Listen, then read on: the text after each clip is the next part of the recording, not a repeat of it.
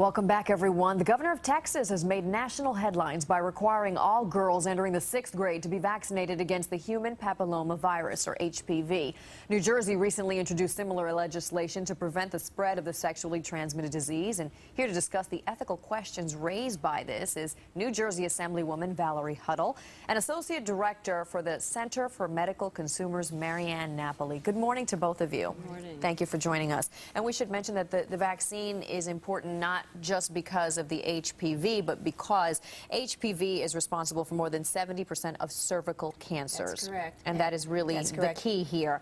Tell us, Assemblywoman Huttle, a little bit about the legislation. Well, the legislation was recently introduced in the Assembly and the Senate, and we are waiting for committee hearings now to vet the testimony and the questionings of the reasons promoting why this is a good requirement. It has been required by, or it has been recommended by the American Cancer Society, the Committee for Center for Disease Control, and quite frankly, this is a breakthrough in medical history. This is quite frankly a vaccine to save women's lives. To save women's lives. Now, Ms. Napoli, there's certainly cause for concern. There are many parents, many religious organizations who feel that vaccinating young girls, 11 and 12 years old, against a sexually transmitted disease sends the wrong message. What are your thoughts? It's premature to mandate this vaccination. It's too new. It was introduced only last summer. And this is an uncommon cancer. It affects, the deaths are less than 1% in the United States. You also want to look at the evidence supporting it. And the clinical trials were done by Merck, the company that makes Gardasil, the vaccine that's being mandated. And Merck says that 21,000 people have been studied in their pre-approval trials. But in fact, less than 1,200 girls who are preteens were in these trials, and they were only followed 18 months. But Ms. Napoli, what about the thought that if you can protect against a cancer, that you should? Every medical intervention holds the possibility of harm. And you don't have the full picture of harm until a vaccine has been on the market for years and tens of thousands of people have received it. It's just too soon. And there's another concern here that hasn't been mentioned, which is that Merck, the maker of this vaccination, has bankrolled the lobbying campaign in Texas. It bought that mandate with its donations to key politicians. Yes, I would like to also interject that in our legislation in New Jersey, we have amendments for other pharmaceutical companies also being able to, for example, the SmithGlaxoKline vaccine will be introduced by the end of April and hopefully be approved by the end of the year. So there will be other pharmaceutical companies looking at this vaccine, absolutely. And may I just say that when we talk about cervical cancers, it's the second leading cause of death in women, cancer-related.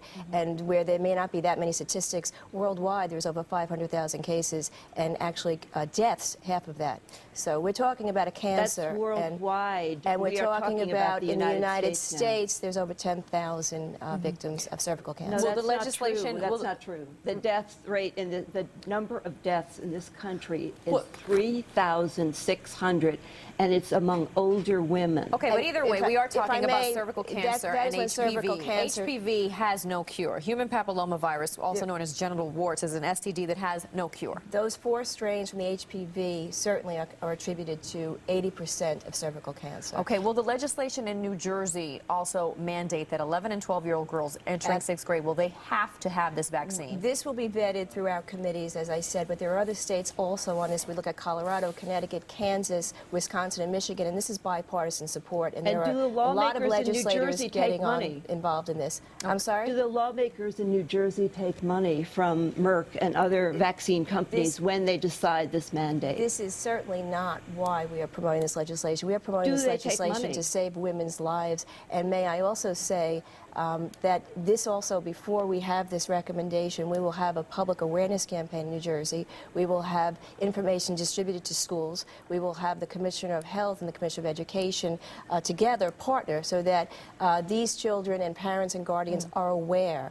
And the information obviously is the best way to educate the public. I just want to say also that why this is recommended with the ages from 11 through 18, these children, you have to get them before they are sexually active for this to be 100% effective. She has not answered the question. Ms. Napoli of whether, does raise a question whether yes. or not lawmakers who are proposing this legislation in New Jersey have accepted money from these pharmaceutical companies. I cannot talk for lawmakers. I can tell you that I have introduced legislation. I have not accepted money from Merck.